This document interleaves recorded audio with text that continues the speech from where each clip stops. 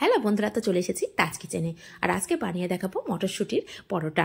আর এই মটরশুঁটিটা বাজারে কিন্তু প্রচুর পরিমাণে আসছে। এই ঠান্ডার সিজনে কিন্তু মটরশুঁটি খুব ওঠে, সেই জন্য মটরশুঁটির পুরি বা মটরশুঁটির পরোটা খাবো না, সেটা কি হতে পারে? তো আমি আজকে বানিয়েছি আর সেটাই আপনাদের সঙ্গে শেয়ার করলাম।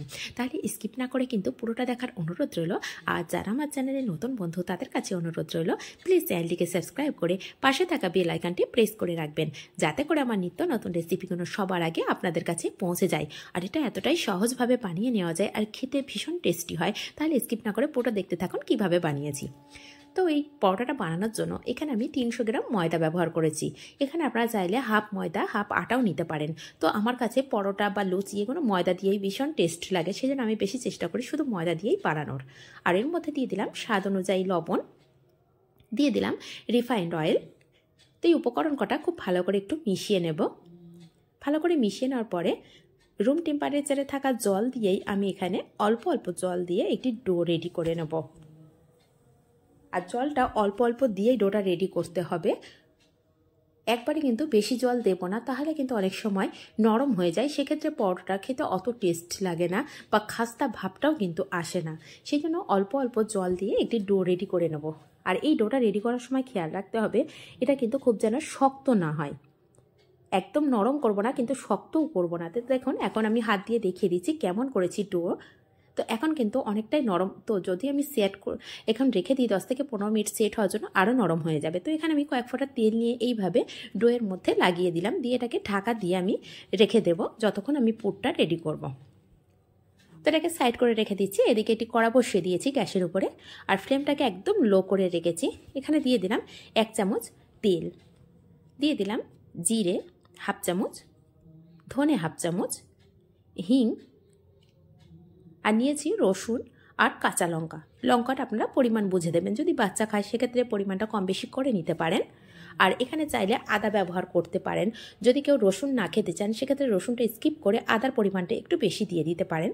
তো এখানে আমি নিয়ে নিয়েছি মটরশুঁটি। এই মটরশুঁটিটাকে ছাড়িয়ে খুব ভালো করে ধুয়ে নিয়েছি। আর এর মধ্যে কিন্তু 1 চামচ মতো জল ছিল, সেই জল শুদ্ধই আমি দিয়ে দিয়েছি। দিয়ে একটু হালকাভাবে নাড়াচাড়া করে নিচ্ছি কয়েক সেকেন্ড। নিয়ে এর মধ্যে দিয়ে দেবো স্বাদ অনুযায়ী লবণ। এই স্বাদ অনুযায়ী লবণটা দেওয়ার পরে সব উপকরণগুলো খুব ভালো করে একটু মিশিয়ে নিচ্ছি। মিশিয়ে নেওয়ার পরে এটাকে হালকাভাবে 1 থেকে 1.5 মিনিট মতো ঢাকা দিয়ে আমি সিদ্ধ হতে দেবো। আর এই ঢাকাটা দেওয়ার জন্য কিন্তু হালকাভাবে মটরশুঁটিটা সিদ্ধ হয়ে যাবে। তাছাড়াও মটরশুঁটির যেটা কাঁচা গন্ধ থাকে সেটাও কিন্তু একদম চলে যাবে। তো আমি 1 মিনিট পরে দেখাচ্ছি। দেখুন এর মধ্যে কিন্তু হালকা জল জল ভাব রয়েছে, যেহেতু যখন মটরশুঁটিটা ধুয়েছিলাম বাটির মধ্যে সামান্য 1 চামচ মতো জল ছিল, সেটাই রয়ে গেছে। তো এটাকে নাড়াচাড়া করে এই জলটাকে আমি শুকনো করে নেব। তো আরও 1 মিনিট পরে আমি দেখাচ্ছি। টোটাল এখানে আমি 2 মিনিট ঢাকা দিয়ে রেখেছিলাম, আর ফ্লেমটা কিন্তু একদম লো রেখেছিলাম। তো দেখুন আগে থেকে কালারটা চেঞ্জ হয়ে গেছে, আর মটরশুঁটিটা কিন্তু সিদ্ধ হয়ে গেছে বা কাঁচা গন্ধটা কিন্তু একদম চলে গেছে, বা পুরো মশলার গন্ধটা কিন্তু চলে এসেছে মটরশুঁটির মধ্যে। তো এখন আমি গ্যাসের ফ্লেমটা অফ করে এটাকে নামিয়ে নেব। তার আগে এখানে দিয়ে দিলাম হাফ চামচ চাট মশলা। এই চাট মশলাটা যদি থাকে অবশ্যই দেবেন, যদি না থাকে স্কিপ করে যেতে পারেন। চাট মশলাটা দেওয়ার জন্য কিন্তু অনেকটাই টেস্ট বাড়িয়ে দেয়। তো এটাকে আমি ঠান্ডা করে নেব। তো এদিকে মটরশুঁটিটা ঠান্ডা হয়ে গেছে। এখন আমি একটি মিক্সি জার নিয়েছি, তার মধ্যে সম্পূর্ণ মটরশুঁটিগুলো দিয়ে দেব। দিয়ে এটাকে একটি পেস্ট করে দেবো। পেস্টটা কিন্তু আমি স্মুথ পেস্ট করব না, হালকা দানা দানা ভাব করে নেব। এতে করে যখন আমি পরোটাটা খাবো মুখের মধ্যে পড়লে সেটা কিন্তু অনেকটাই টেস্ট লাগবে। তো দেখুন আমি খুব কাছে থেকে চামচে করে নিয়ে দেখিয়ে দিচ্ছি, একদম কিন্তু মিহি পেস্ট করিনি, আর এর মধ্যে কিন্তু একদম জলের ব্যবহার করিনি, জল ছাড়াই কিন্তু আমি এটাকে পেস্ট করে নিয়েছি। তাহলে দেখুন কতটা সুন্দরভাবে পেস্ট করা হয়ে গেছে। তো এটাকে সাইড করে রেখে দেব। দিয়ে যে ডোটা রেডি করে রেখেছিলাম সেটা দেখুন আগের থেকে কতটা নরম হয়ে গেছে, আর দেখতেও কতটা সুন্দর হয়েছে, অনেকটা শাইনি ভাব চলে এসেছে। তাহলে বুঝতে পারছেন। তো সেখান থেকে আমি আরও 1 মিনিট মতো আবারও মেখে নিলাম। নিয়ে এখান থেকে আমি লেচি কেটে নেব। এই লেচিটা যে যেমন পরিমাণে পরোটাটা বানাতে চান সেইভাবেই কেটে নেবেন, ছোট বড় করে। কি যদি বড় পরোটা বানাতে চান বা মোটা করতে চান সেক্ষেত্রে লেচির পরিমাণে ঠিক এরকম নেবেন। তো আমি এর থেকে মিডিয়াম সাইজের লেচি নেব। তো এখানে আমি এই সাইজের লেচি নিয়েছি, যেহেতু পরোটাটা আমি খুব বড় করব না আবার খুব মোটা করব না। তো এইভাবে 2 আঙুলের মাঝখানে দিয়ে এইভাবে একটু খুঁড়ি মতো করে নিতে চেয়েছিলাম, কিন্তু খুঁড়ি করিনি, সেটাকে আবার একটু লম্বাভাবে শেপ দিয়ে নিলাম, যাতে অনেকে খুঁড়ি করতে পারে না সেই জন্য তারা কিন্তু খুব সহজে এইভাবে বানিয়ে নিতে পারে। তো এখানে আমি 1 চামচ পুর দিয়ে দিলাম মটরশুঁটির, দিয়ে দেখুন একটা হাতের বুড়ো আঙুল দিয়ে পুরটাকে ঠেসে দিলাম, আর এক হাত দিয়ে সম্পূর্ণ লেচি যে আছে সেটা দিয়ে মুখটাকে বন্ধ করে দিলাম। নিয়ে একটা রেডি হয়ে গেল। আর কত সহজে, যারা কিন্তু খুঁড়ি বানাতে পারে না তারাও কিন্তু খুব সহজে এইভাবে বানিয়ে নিতে পারবে। তো ঠিক আরও একটি নিয়ে আমি একইভাবে দেখিয়ে দিচ্ছি। দেখুন দুটো বুড়ো আঙুলের মাঝখান দিয়ে কিন্তু আমি একটু এইভাবে টেনে টেনে লম্বা করে নিচ্ছি। আমি কিন্তু এখানে কোনো খুঁড়ি করছি না। আর হাতটা দেখুন কিভাবে রেখেছি সেটা কিন্তু খুব ভালো করে দেখিয়ে দিচ্ছি। যারা একদম নতুন পারেন না তারাও কিন্তু এইভাবে বানিয়ে নিতে পারবেন। আর পুরটা খেয়াল রাখতে হবে, খুব বেশি পরিমাণে দেওয়া যাবে না, তাহলে পরোটাটা ফেটে যাবে, ফুলবে না। আর যদি পুরটা খুব কম পরিমাণে দেওয়া হয় সেক্ষেত্রে পরোটা খেতে টেস্ট হবে না।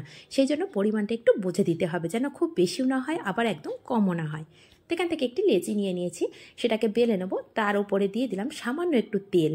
এই সামান্য তেল দিয়ে বেলে নিচ্ছি। আর বেলার সময় দেখুন যে কতটা সুন্দর স্মুথভাবে বেলা যাচ্ছে, তাহলেই বুঝতে পারছেন যে ময়দার ডোটা কত সুন্দরভাবে একদম পারফেক্ট হয়েছে, যার জন্য কত সহজে বেলা যাচ্ছে। যদি ময়দার ডো পারফেক্ট না হয় তাহলে কিন্তু এত তাড়াতাড়ি এত সুন্দরভাবে কিন্তু একদম বেলা অসম্ভব হয়ে যায়। আর এটা কিন্তু খুব জোরে জোরে প্রেস করা যাবে না, আমি হালকা হাতে কিন্তু বেলে নিচ্ছি। তো এখানে একটি বেলা হয়ে গেছে। এদিকে সাইড আমি তাওয়াটা আগে থেকেই বসিয়ে রেখেছিলাম, সেটা গরম হয়ে গেছে। এর মধ্যে পরোটাটা দিয়ে দিলাম, দিয়ে একটা সাইড হালকা করে ভাজা হয়ে গেলে চেঞ্জ করে দিলাম, দিয়ে আরও একটা সাইড এইভাবে উল্টে পাল্টে ভাজা করে নেব। যখনই একটু হালকা কালার চলে আসবে তখনই উল্টে পাল্টে দিতে হবে। তো দেখুন হালকা কালার চলে এসেছে। এখানে আমি দিয়ে দিলাম 1 চামচ তেল, দিয়ে আরও হাফ চামচ তেল দিয়ে দিলাম। তো এই তেলটা দেওয়ার পরে দেখুন আস্তে আস্তে কিন্তু ফুলে যাচ্ছে। জানি না কতটা বুঝতে পারছেন, কিন্তু পরোটাটা সম্পূর্ণ ফুলে গেছে। শুধু ডোটা যদি ভালো করে মাখা যায় তাহলে কিন্তু পরোটাগুলো খুব সুন্দর ফুলে যাবে। আর ঠিক পরিমাণ বুঝে পুরটাকেও দিতে হবে। পুর যদি খুব বেশি হয়ে যায় সেক্ষেত্রে পরোটাটা ফেটে যাবে, ফুলবে না, পুরগুলো বার হয়ে যাবে। আর যদি কম হয় সেক্ষেত্রে পরোটা খেতে একদম টেস্ট লাগবে না, মনেই হবে না যে আমরা কিসের পরোটা খাচ্ছি, মটরশুঁটির না অন্য কিছুর। সেই জন্য পুরটা একটু বুঝে দিতে হবে। তো সব সাইডটা আমি খুব ভালো করে ভাজা করে নিয়েছি, এই সাইডগুলো যেন কাঁচা না থাকে সেদিকে একটু খেয়াল করতে হবে। তো এখানে একটি পরোটা আমার ভাজা হয়ে গেছে, ঠিক একইভাবে আরও একটি পরোটা ভাজা করে আমি দেখে দিচ্ছি।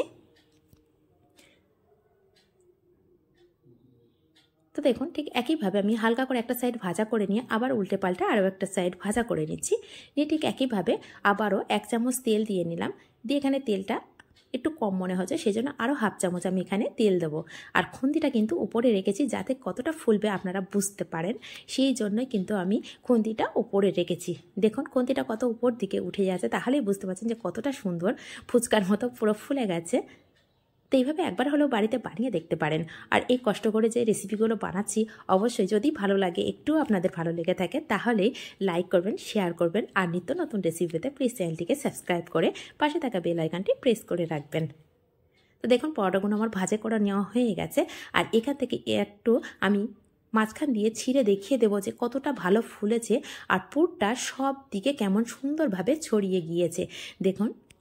আর এটা যেভাবে আমি ছিঁড়ে দেখিয়েছি সেটা দেখেই বুঝতে পারছেন যে পুরো পরোটাগুলো কেমনভাবে ফুলেছে আর কতটা গরম আছে। তারপরেও আমি দেখিয়ে দিচ্ছি শুধু আপনাদের দেখানোর জন্য। পুরটা দেখুন খুব বেশিও দিইনি, খুব কমও দিইনি, ঠিক পরিমাণ বুঝে দিয়েছি। খুব বেশি হলে কিন্তু পুরটা একদম বার হয়ে যেত, তাহলে